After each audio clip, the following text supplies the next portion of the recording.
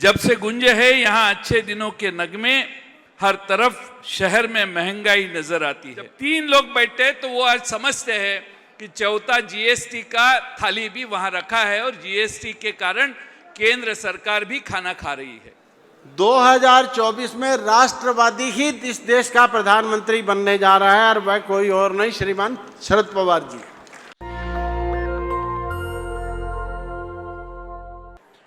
आठ साल में तरक्की कितनी हुई इसका अब तक हिसाब नहीं दिया और हमारे आसपास के दूसरे देशों से अगर हम तुलना करते हैं तो हमारा देश पाकिस्तान से ऊपर है, लेकिन अन्य देशों के पीछे है। ये वास्तविकता हम कब एक्सेप्ट करेंगे, ये सबसे बड़ा सवाल है। साहब ने भाषण में कहा कि 2004 से 2014 तक हमारी इकोनॉमी 150 गुना बढ़ी और 2014 से 22 यानी करीबन 8 साल में ये इकोनॉमी सिर्फ 44% से बढ़ी। ये बहुत बड़ी बात है कि हमारी यूपीए की सरकार जब देश में थी तब मनमोहन सिंह जी का मार्गदर्शन था, नेतृत्व था। आदरणीय पवार साहब कृषि मंत्री थे और उस कार्यकाल में जो निर्णय 2004 से 14 साल में लिए गए वो महाराष्ट्र के ही नहीं पूरे देश के कृषि विभाग में जो किसान हैं उसके तरक्की के लिए कारणीभूत हुए। और इसीलिए ये जो तरक्की 140-150% हुई उसका सबसे बड़ा कारण मैं समझता हूं कि देश के किसानों की उसमें तरक्की हुई। आज हमारे मंजर भूपाली जी ने बहुत बड़ा यहाँ पे कविता रखे एक मार्गदर्शन किया। उन्होंने कहा, जब से गूंजे हैं यहाँ अच्छे दिनों के नगमे, जब से गूंजे हैं यहाँ अच्छे दिनों के नगमे, हर तरफ शहर में महंगाई नजर आती है। हमारे भुजबल साहब ने आपको बताया जीएसटी किसके ऊपर नहीं है।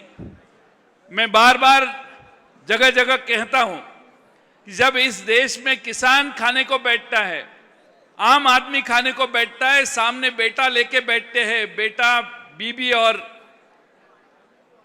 घर का प्रमुख बैठता है। जब तीन लोग बैठते तो वो आज समझते हैं कि चौथा जीएसटी का थाली भी वहां रखा है और जीएसटी के कारण केंद्र सरकार भी खाना खा रही है। इस देश में कुछ मर्यादा गरीबों के लिए रखने की आवश्यकता थी। टैक्सेशन तो पूरे दुनिया में है, लेकिन अमानवीय टैक्सेशन जो गरीब है, पिछड़े वर्ग है, जिनको 200, 300, 400 रुपया दिन में मिला तो उसमें से 10 रुपया, 12 रुपया अगर जीएसटी में वो खर्च करने लगा तो उसका जीवन कैसा चरितार्थ चलेगा, ये सबसे बड़ी बात है। मुझे लगता है कि देश में राष्ट्रवादी कांग्रेस पक्ष का रोल बहुत बड़ा है। सबने यहाँ मेरे पहले कहा है कि हमारे देश में आदरणीय पवार साहब जैसा नेतृत्व एक साइड एक सभी को मार्गदर्शन करने के लिए काम कर रहा है। पूरे देश उनके पास आशा से देख रहा है।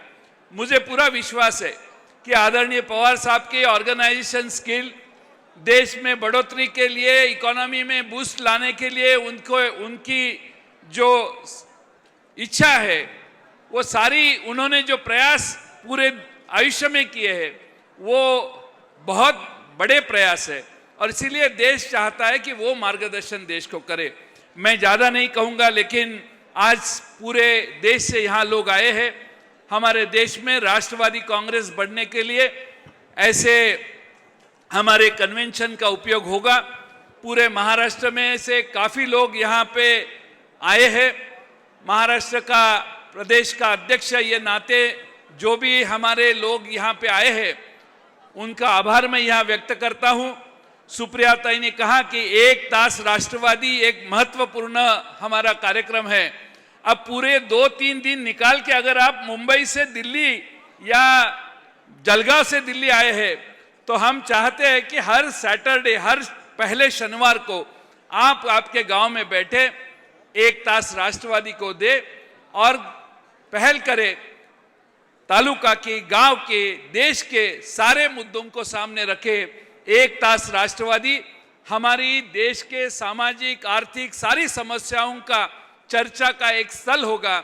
और इसीलिए मैं आपको फिर एक बार दोबारा विनती करूंगा, आने वाले शनिवार, ये शायद अगले महीने का, ये शायद 1 या 2 तारीख को है, मैं अपेक्षा करता हूं कि आप सारे यहां से जाएंगे तो एक तास राष्ट्रवादी आप सबके गांव में आप बैठ के साथ में 5-6 जन फोटो निकालने के लिए नहीं, पूरा गांव वहां आना चाहिए।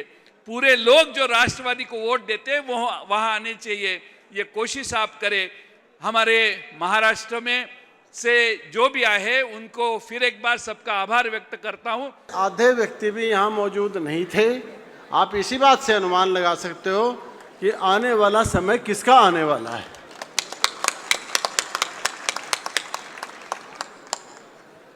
हरियाणा से बहुत से आए हुए हैं किसान भाई, उनके लिए मैं एक बात रखना चाहूँगा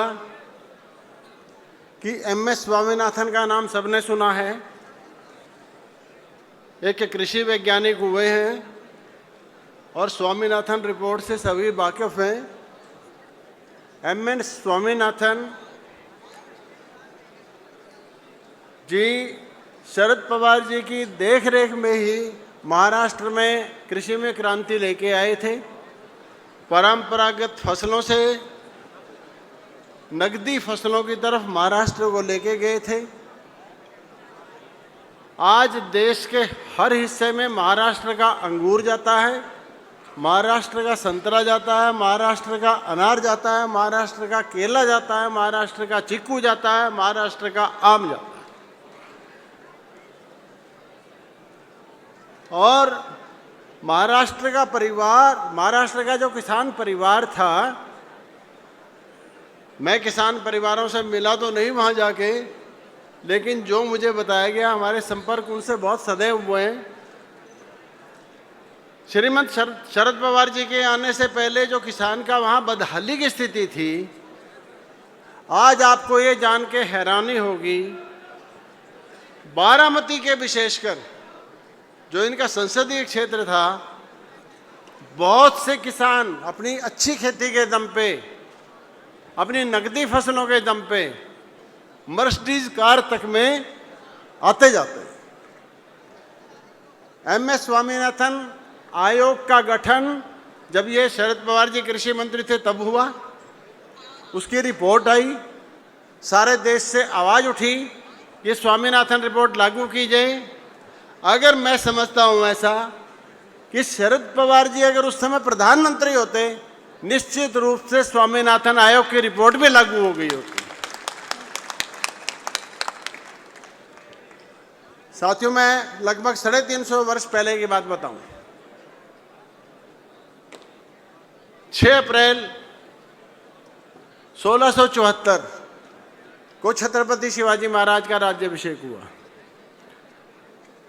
उस समय उनकी कही हुई एक बात, इतिहास के बहुत से विद्यार्थी यहाँ बैठे होंगे और जिन्होंने गहराई से अध्ययन किया होगा, उनको पता भी होगा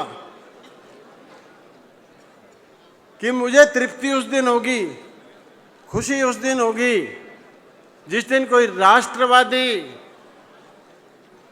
उस टाइम स्वराजवादी भी कहा जाता था, राष्ट्रवादी दिल्ली की गद्दी पे, बादशाह वाली गद्दी पे बैठेगा। और आज वह समय आ गया। आज के ज्योतिषियों में भी ये लगाया हुआ है। 2024 में पूरे 350 वर्ष होने जा रहे हैं। 2024 में राष्ट्रवादी ही इस देश का प्रधानमंत्री बनने जा रहा है और वह कोई और नहीं, श्रीमान शरद पवार जी।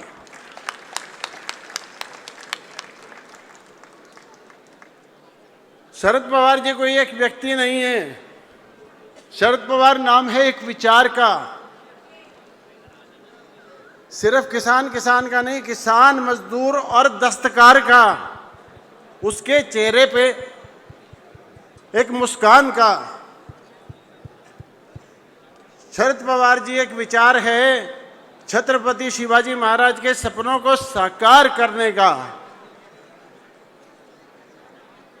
जो एक राष्ट्रवादी आदमी को जब देश का प्रधानमंत्री बनने का अवसर मिलेगा, सभी को समान शिक्षा और सभी को अच्छे स्वास्थ्य के अधिकार का, ये नाम है शरद पवार एक विचार का।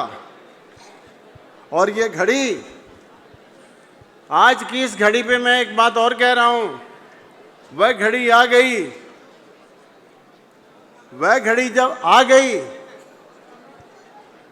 पहले भी बात चली थी, अच्छे दिन आए, जवाब आया नहीं आए।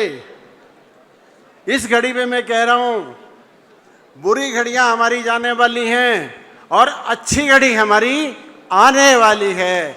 अच्छी घड़ी हमारी आने वाली है। भारत माता की जय। नेशनल दस्तक की आपसे गुजारिश है कि अगर इसको बचाना चाहते हैं तो नेशनल दस्तक को सब्सक्राइब करने के लिए रेड कलर के सब्सक्राइब बटन को दबाएं, फिर बेल आइकन की घंटी दबाएं। नेशनल दस्तक को बचाने के लिए बहुत जरूरी है कि हर खबर को शेयर करें, लाइक करें, कमेंट जरूर करें।